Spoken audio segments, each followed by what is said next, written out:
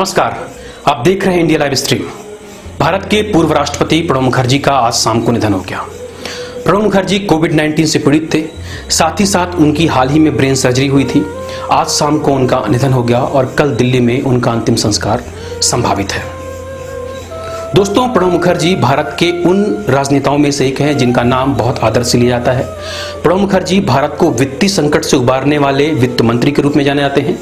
कई बार भारत जब वित्तीय संकट से जूझता रहा या जूझा, तब प्रणब मुखर्जी खेवनहार के रूप में सामने आए।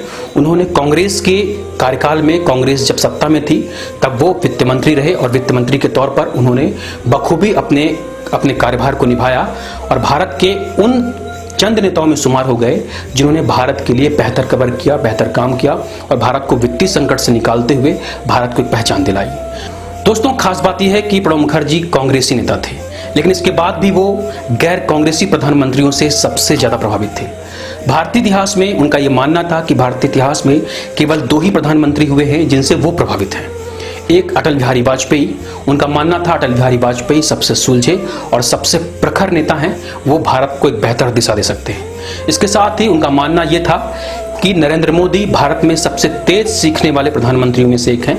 उनमें सीखने की जो चाहत है, ललक है और उनके अंदर जो गुणवत्ता है वो बहुत ज्यादा है।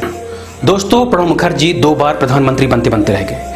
साथ ही साथ अपने जीवन काल में उन्होंने कई पुस्तकें लिखी, लेकिन उनकी 2 पुस्तकें बहुत ज्यादा फेमस हैं। एक इंदिरा गांधी के इमरजेंसी के समय द ड्रामेटिक ईयर्स, एक वो पुस्तक है, और दूसरा द थॉट्स ऑफ रिफ्लेक्शन।